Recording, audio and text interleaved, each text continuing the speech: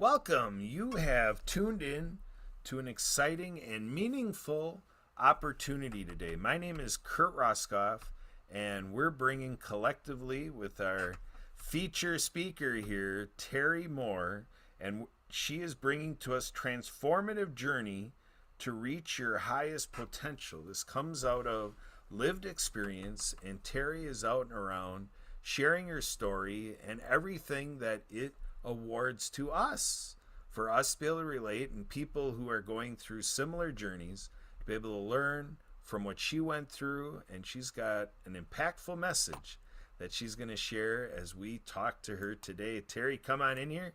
Thank you for doing this. Welcome to the World of Ability Podcast Network, providing this. And we give a big shout out to Spirit of the Game Foundation for providing us this technology. This account through which we do the live streaming is provided by Spirit of the Game Foundation. So here we are. So Terry, let's get a good start here to come up with a message of transformative journey to reach your highest potential. What is behind the title? What are we diving into by saying that's what our talk is today? Well, first of all, Kurt, thank you for having me. I'm looking forward to this. Basically, I'm a transformational coach, and I've come from a very long journey.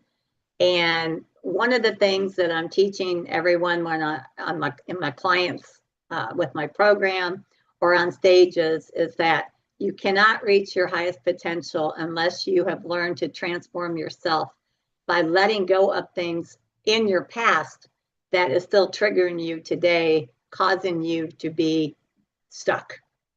And I went on my own personal journey, and I had an amazing transformation. I don't look back at anything. I've let go of my past. I've made peace with my past.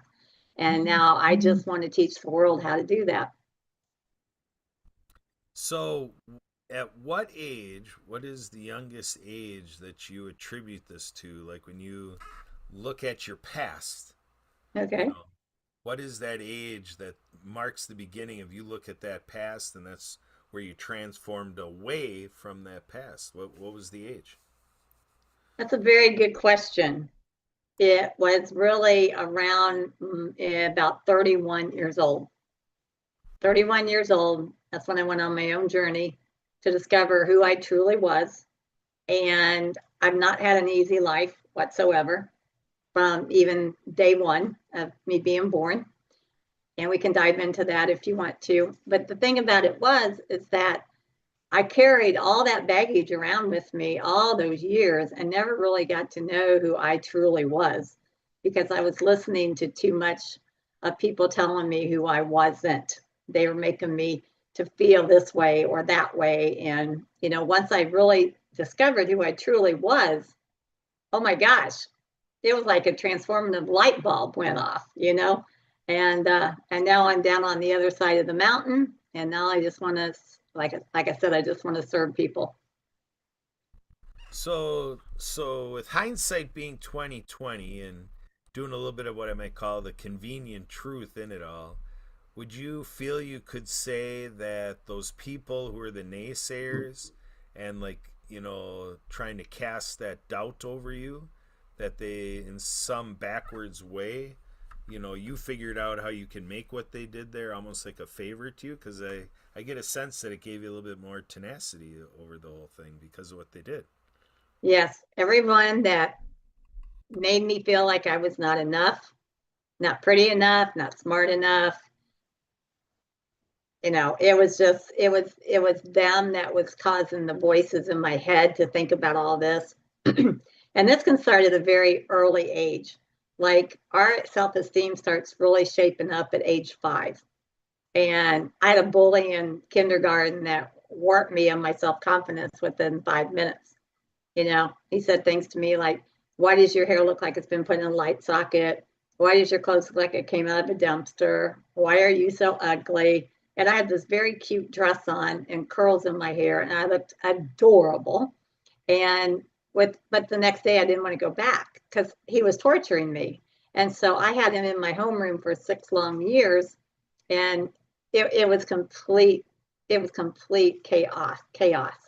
And the principal really didn't do anything to him or me, but I had to live with that. And so he just really defied who I really truly was. And so I held that and listening to that voice along with my parents and my grandparents for a very, very long time until I really realized when I was in my early 30s that it was them that was causing the problem. They had my power that that's why I always felt powerless or sick because I was allowing them to dictate who I was when I wasn't. And when I finally figured out how to let go and get my power back, it was the most beautiful thing ever. And that started with forgiveness of myself. Wow, that's powerful. I know in my life journey, um, you know, every year passing, I learn more and more about the importance of forgiveness. Because for the first half of my life, I mean, there's a way to go into forgiveness, and I guess I might say in some loose sense, kind of Yes, address it and make it a thing and whatever, which is great. I don't feel remiss in, that I did that lighter level of forgiveness, but, I've really come to learn that, that there is an opportunity to like I think you mentioned a little bit about like letting go. I mean that's really the key in where you can go with forgiveness is to truly deal with it and to truly acknowledge it, to go through whatever you got to go through to deal with like why you have to forgive. I mean, there's hurt and there's pain and right, this whole, like you said, baggage. There's the baggage around what you're forgiving, but the idea is that when you can really, and I don't claim to really have the scope of forgiveness mastered, even at this point in my journey, but I just realize it's a very key element to life and getting the most out of life, because it's like you talk about it being baggage. If you don't lean on forgiveness and practice it to as far as you can take it, where you right. fall short in the area of forgiveness is a weight that you carry. And you talked about being sick, and so speak to that a little bit, how the forgiveness is actually a physical health self-care thing to like really purge everything, you know, out of the space of forgiveness, because otherwise it'll manifest itself in how you feel and your immune system and all the things, right? Yes. And thank you for allowing me to share this because I'm very passionate about this. In our liver, okay, our liver stores up resentment, rage, anger, every negative emotion you can think of. Okay.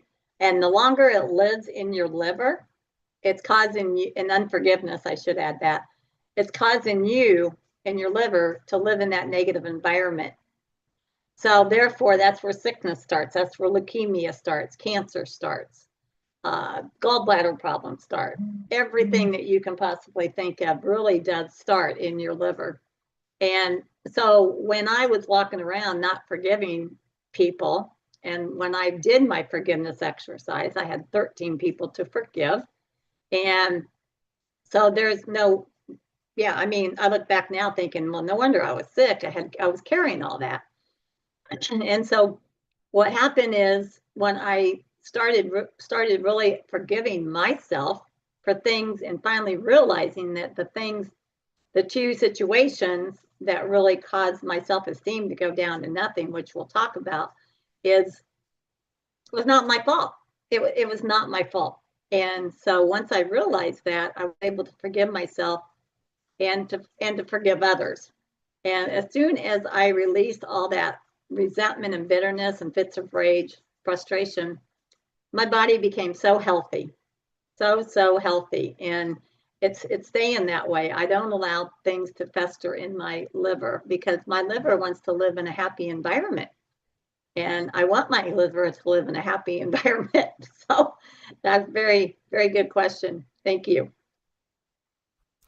And as you're speaking here, and we're kind of leaning into an area of consequences and derived emotions and physical manifestation. I talk a lot about how I subscribe to the field of energetics and everything. To me, everything can be encapsulated in an energetic experience, and kind of looking at the kinesthetics and everything around it.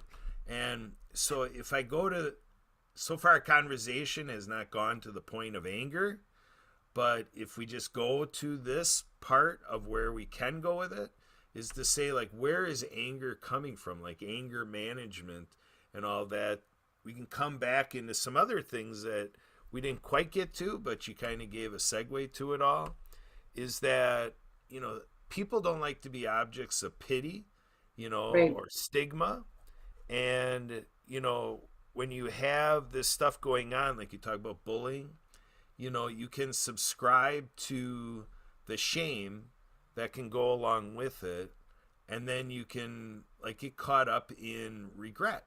So like you had to tell yourself that it wasn't your fault. So Right. what you did is you released yourself from the shame you allowed yourself to feel, because you were going through the journey like, oh my gosh, I'm so I can't believe I let that happen, or that's a part of my life. And so you transition the source of it all to other people and other in circumstances, that you're a Mhm. victim, and you were able to release that. And like you're talking about the forgiveness, you want to speak to some of that a little bit, because when you talk about a transformative journey, my participant, I'm figuring that all this stuff that I'm speaking to fits into what you have in mind, to allow us to have an empowerment through what you're calling a transformative journey. Am I on the right track here? You are absolutely on the right track. And it depends if you lived in a dysfunctional family or a functional family. I lived in a dysfunctional family. And believe it or not, we can be rejected at a very early age. And I was rejected the day I was born because my brother only wanted a baby sister, and he was furious when he found out he was having a baby sister, not a baby brother. 4 days after they brought me home from the hospital, my brother, who was 7 years older than me, took a pillow and tried to suffocate me in my crib. And so we were never really close. And he's passed away now, but it was just starting. That's where my journey started at a very early age of feeling that rejection. And then I lived with parents who were alcoholics. And when you live with parents with alcoholics, you start having abandonment issues, trust issues, betrayal issues, rejection issues. So I not only, I was rejected at my very first day of birth, but then it just gradually kept going. And what happened was next, I mean, even my grandparents, they'd be like, well, why can't you be like so and so? Well, now I look back and here's what I would say to them, because I'm not so and so. I'm me. I'm Terry. I love Terry, but then I wasn't thinking about it because I was so warped in self pity and self esteem. And so as we grow into our adulthood, all that stuff can still be carried into the next phase of our lives. I see it all the time in my coaching clients. And I always take them back to their childhood because that's where the blueprint that God created us to be really got messed up. And it happened to be circumstances or people that did it to them. And so as I grew up and I started, you know, doing a lot of self-reflection, I realized it was not my fault that my parents were alcoholics. It was not my fault that my grandparents didn't like me as much as my cousins. I didn't do anything wrong. And then when I was 27 years old, I thought I met the man of my dreams. And he wine, dine, danced me, everything that you think a boyfriend would want to do, asked me to marry him. I accepted the proposal. And 3 months into our marriage, Kurt, I found out on my own, looking at a document, that my ex-husband told me he had been in the Marine Corps for 9 years before we met. found out one day he was actually in prison for first-degree murder. Now, what do you do with that? All of a sudden I'm like, oh, I'm married to a murderer. And I totally went into shock after reading this document. He did make me come back to the house because he threatened to kill me, kill my cat, go back and kill my parents, burn the house down. And he was a very nice guy. But that day he really snapped once he knew that his secret was out. And so I had to live with him for 6 months. But in that meantime, he held me hostage in my house. I couldn't go out. I can only go to work, different things like that. And there's a whole lot of story into that. But he would beat me up every single day. And, when it came down to the time of the divorce, I was blaming myself in a lot of areas. I wasn't totally blaming myself because, it takes two to tango, right? But when I look back now, it's like there was nothing I did wrong.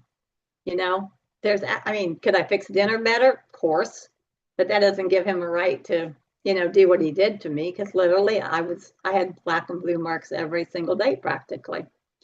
And he also had hostages. He was holding not only me hostage, but he paid some of our neighbors to make sure that they kept an eye on me, who was over at my house. When they came, when they left, was it a man, was it a woman, blah, blah, blah. And so then, unfortunately, during that time, I became a full-fledged alcoholic, a drug dealer. I hustled men for pool billiards at $2,500 a night. And they would walk in thinking they could just beat the tar out of Terry Bracken. But then when they realized it was a girl, they're like, oh, this is going to be a piece of cake. Well, no, they got proved wrong. So I look back going, I did it. And it wasn't just men, it was women too. But that was my coping mechanism. And that was also my money that I needed to save for when I did make the escape. So we did divorce. And 2 days after that, I went to a shopping center to get some makeup to cover my black and blue marks, and to get a couple pieces of wardrobe so I could make myself feel better. And a man approached me as I was walking in the department store, and he held a knife up to my throat.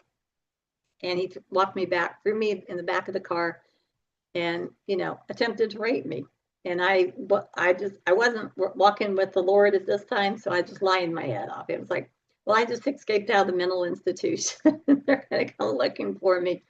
Or you can't rape me, I'm already pregnant. So there was a lot of tension, a lot of shock I was in, but I held my ground. And so anyway, to make a long story short, I did send him to prison for 30 years. And as a result of that, I felt so much release after that. But even after all that, I kept asking myself, was my marriage any of my fault? Was this sexual assault attack any of my fault? And because when these two things happen to somebody, back to back, it just steals them of their self-confidence, steals them of their identity, steals them of their self-worth. They don't know how to get their lives back. They don't know how to feel about themselves. They're numb. I was totally numb for many, many, many months after this happened. But then I look back going, no, this was not my fault. I went to the shopping center just to buy makeup. That was not my fault that some man approached me. But let me tell you something. There's too many women out there right now that's gone through what I've gone through, and they're still blaming themselves. So they walk around with shame, guilt, fear, rejection. They have their head to the ground. They don't have their head held high.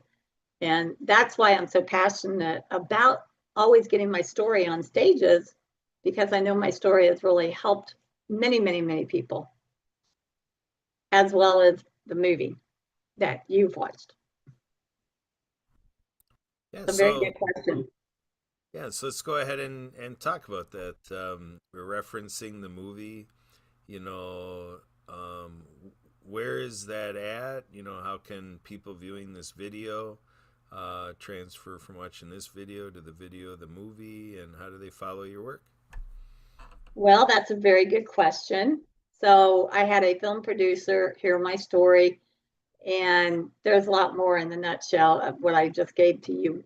But she really liked my story, and she had a screenwriter read it. And next thing you know, they're picking up my story. I'm going to Greenville, South Carolina to film the movie. I was not in the movie because there was a younger Terry that played my part. Funny thing of it was my husband was in the movie. He played the detective in the police interrogation room. And so this movie is called Blessed Beyond Your Scars.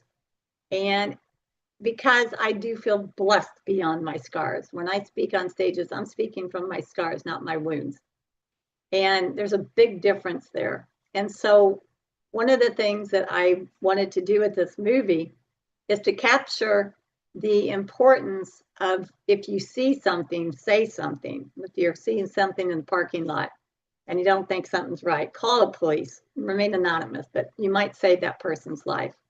And the other thing is, I had this movie filmed because I want people to know, men and women both, that if they're in these situations, or any situation, that they don't have to walk alone in it.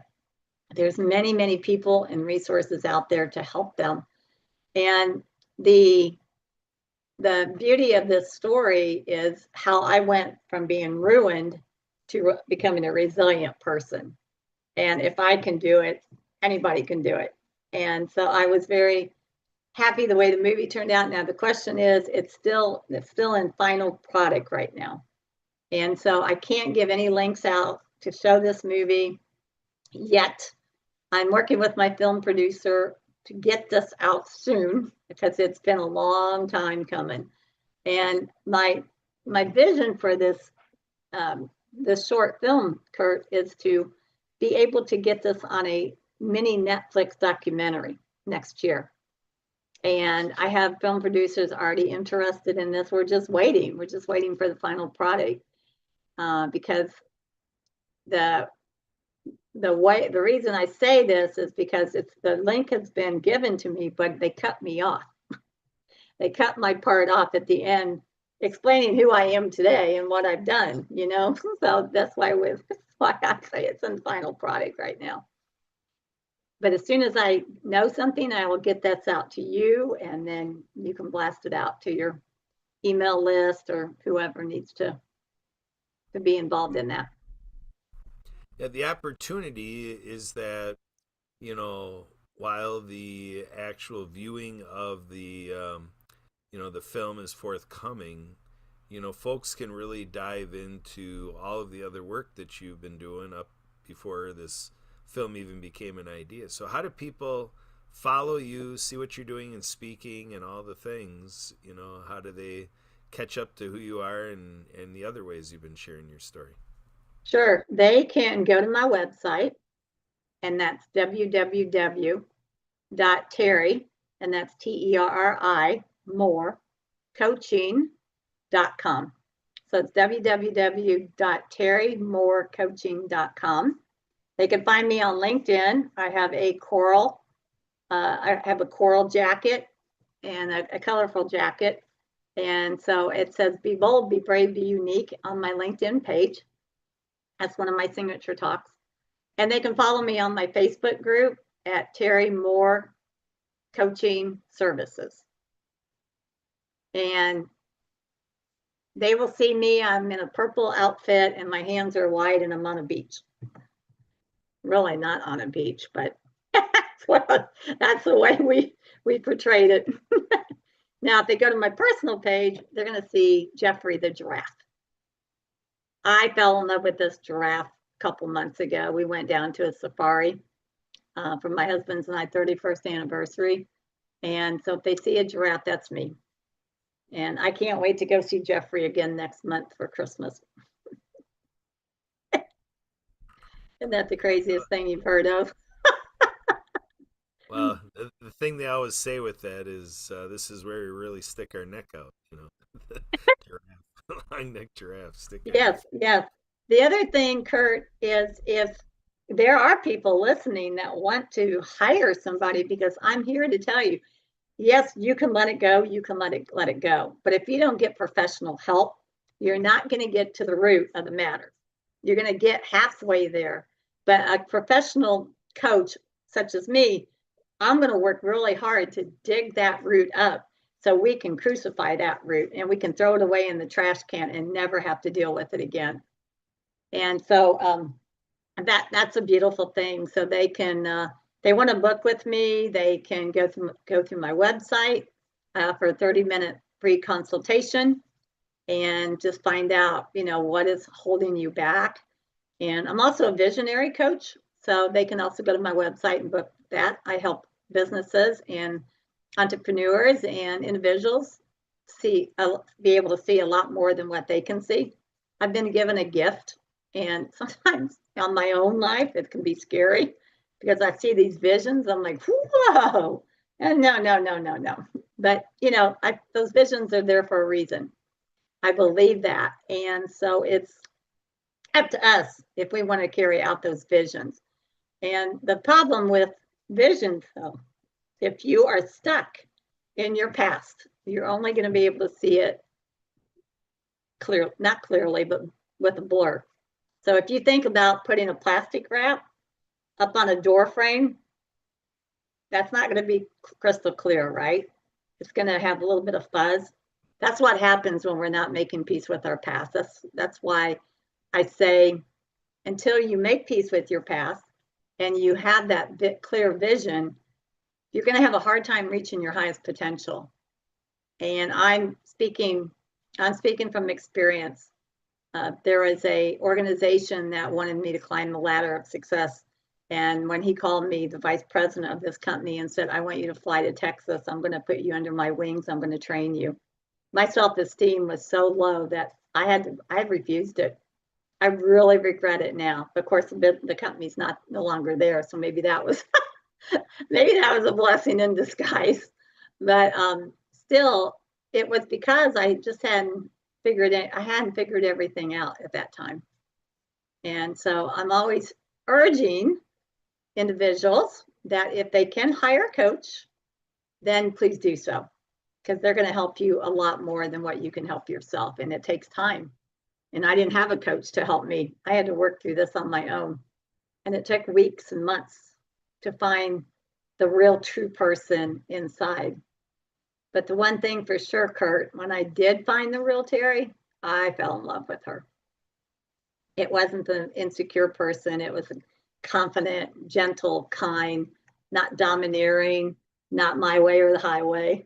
It was just simply a whole different person. Gotcha.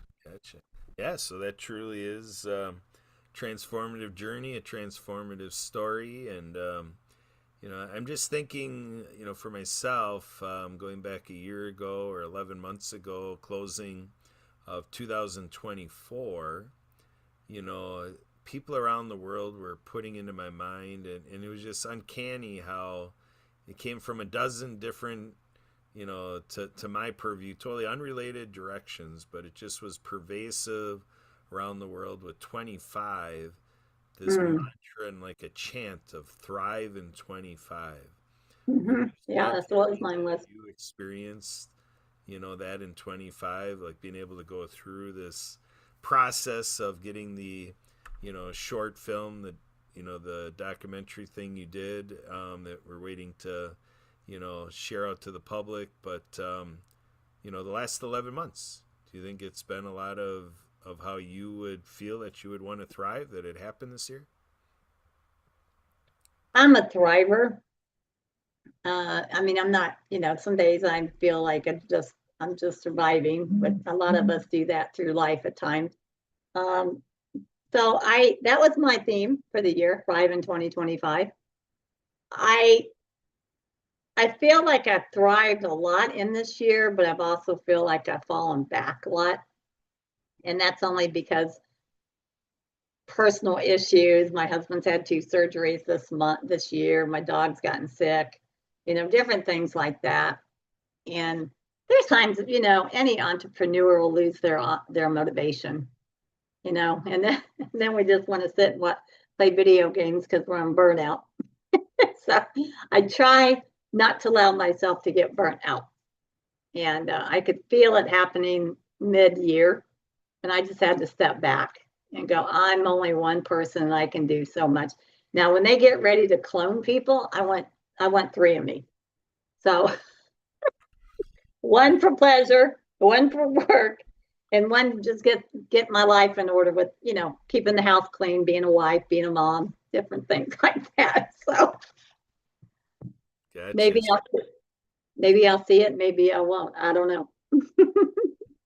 Yeah, I have fun with these conversations because my wife Sue, she works at Carroll University out of Waukesha, Wisconsin, and she had worked with the Medical College of Wisconsin and the University of Wisconsin Milwaukee, and so she's been in these laboratory places where I'm able to say I'm married to someone who can clone us, but she just doesn't. I'll tell her boo. Right, right. Yeah. It's so funny that you mentioned Carroll University because I met with somebody a couple of weeks ago and she suggested that I contact them to speak in their universities. Maybe your wife could get me an in or, at least a referral. Yeah. Yeah, let's do it. Let's get you connected to Sue and see what she can do as staff there on campus, and navigate it as just seeing how her employer can serve this situation. Absolutely. Yeah. Yeah. Definitely. Any, so the only thing I want to mention that you haven't is my book. And that book is called, and I don't have one right here with me like I normally do, but anyway, it's called Face to Face with God, My Best Friend. And it's a spiritual discovery book. It's not a religious book. There are stories about my life in the beginning, and then it all goes down into chapters of practical tips, solutions, a few scriptures in there. And this book has hit the best-selling list, Kurt, back in 2016 in 3 hours. 3 hours. I would love to see it on the New York best-selling list, but it takes a lot. I don't think people realize just how people get on that best-selling list. That's why celebrities can get on it in one day, because you get all your celebrities to purchase these books, and you have to at least sell 2,000 books in one day to get on the New York bestseller list. Did you know that? I didn't know a lot about it. I've got other contacts, who have made the lists and whatever. But yeah, never had too much insight to the process. I'm not an author myself, so yeah, it's interesting to hear that. Yeah. So they can go to my website and purchase it there, and I will sign it and ship it out to them. And the shipping charge is included in the price. And there have been a lot of people that's had breakthroughs with this book. I'm really saying this in a humble way that I never would have thought my book being published in 2015 would still be going strong today. And a lot of authors are like, wow, that's unheard of, really. Well, I feel like I published a really, really life-changing book. And so I keep promoting it when I go on stages and stuff like that. And, I sold 15 just last week at an event. So, it's still moving. People are still interested. And the reason it's called Face to Face with God, My Best Friend, is because that day that I was being sexually assaulted, that's who got me out of life. I'm a firm believer in that. And then got me involved into a church that I've been faithfully going to now for 38 years. So I love my life. I had struggles just like everybody else, but I love my life. I love who I am today. I can look in the mirror, even what I've been through, and give myself a loud and proud 10. But sometimes when my clients come to me, they can only give themselves a 1. And can I share a story about one of my clients? Yeah, absolutely. What do Okay. you Okay. So this woman came to me and she looks like she had it all together, right? And she knows I share her story. So this is not going to offend her at all if she hears this podcast. And she came to me and I said, well, on a scale of 1 to 10, where do you see yourself loving yourself back in the mirror? And she says, a 0. I said, oh, wow, okay. So that shows me that we have a lot of work to do, right? Well, come to find out, she was with me a lot longer than a lot of my clients. And when I'm talking that, some can be with me for 6 weeks, some can be with me for 6 months. This one particular woman was with me for 8 months because when we uncovered all kinds of different things, she informed me that she had 30 affairs. Some when she was married, some when she was not married. Some of these were with, obviously with men that were married. And we had to work through every single one of those affairs, every single one. And I'll be honest with you, I was exhausted, but we needed to work through it. And we took it in baby steps. We took it, different sections. And I'm so happy to say that when she looks in the mirror now, she can give herself a loud and proud 10. And in fact, she came to my Hollywood movie premiere night when we were able to show the film. And she actually did a testimony on how my story impacted her life. And she's just doing phenomenal, just doing phenomenal. So I always tell people, don't judge a book by its cover. Don't judge a book by its cover. It's so important to remember that rule, because I would have had no idea what was underneath there. And so that's why I'm so passionate as a coach to uncover that junk, that stuff, so they can move forward and they can reach their highest potential and they can have that beautiful transformation like I did, and many others, that have already had it too. So when you think of women, there's some strong women out there, strong women like Oprah Winfrey, Michelle Obama, those women are strong. But Oprah, I don't know a lot of people know this about Oprah, but Oprah was sexually assaulted and went through a lot of domestic violence abuse as a child. But look where she is today. She took her mess and she turned it into a message. And that's why I like everybody that's listening to this. If you have a mess, by all means, please turn it into a message, because you never know when you're going to save somebody's life. Yes? There you go.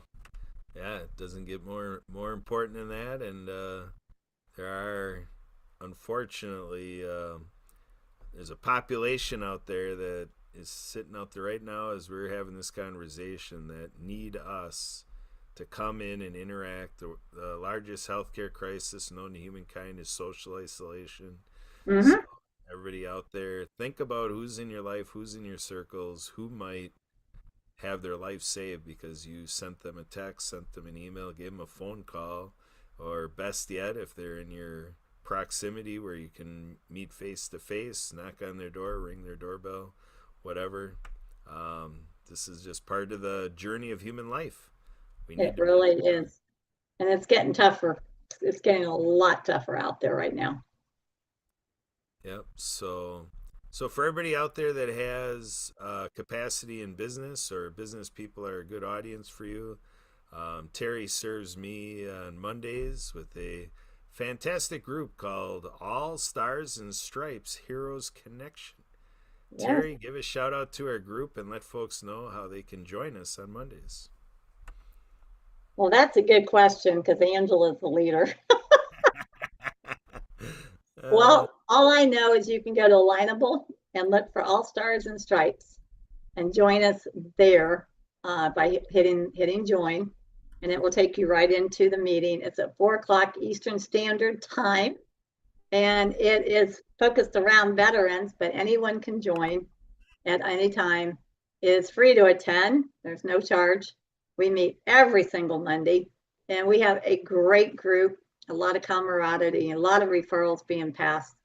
So please feel free to join us.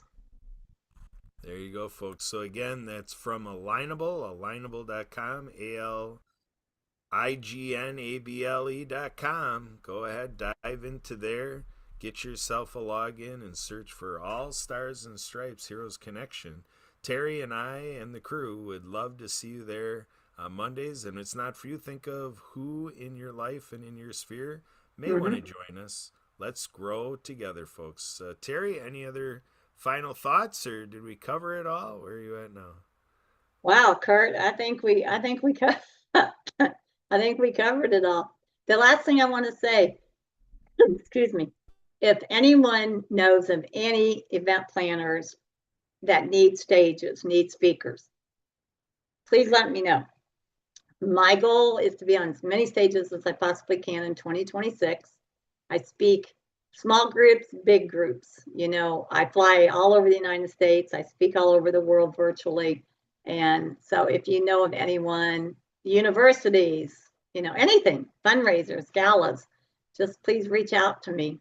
Again, it's www.terrymorecoaching.com. And that's all I have for you, Kurt. Very good. So here we had our special exclusive episode. This was something that we just really wanted to set it apart and make sure we gave this all the due diligence that you heard it. You know why we did it this way.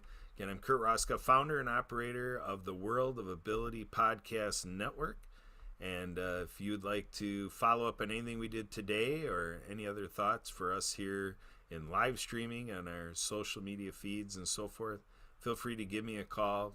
Kurt Roskoff. My phone number is 262-372-1754. And you can text me. That's my Google Voice line. And feel free to give me an email. Kurt, K-U-R-T, at spiritofthegame.org. And if you're not already on our YouTube channel is youtube.com/at Ability Network. And with that, we're here for you, and we're live streaming all week long and twice on Sunday. So go ahead and give me a Google the World Ability Podcast Network, and find more of our programming. And we're in proud partnership with On the Mark TV, the Disability Channel, Nonprofit TV, Easy Way TV, and we are great friends with Bravehearts TV. So we are building a conglomeration of reaching all of you out there, and we're just going after it by the billions of you. So thanks for being a part of it. Bye for now, and we'll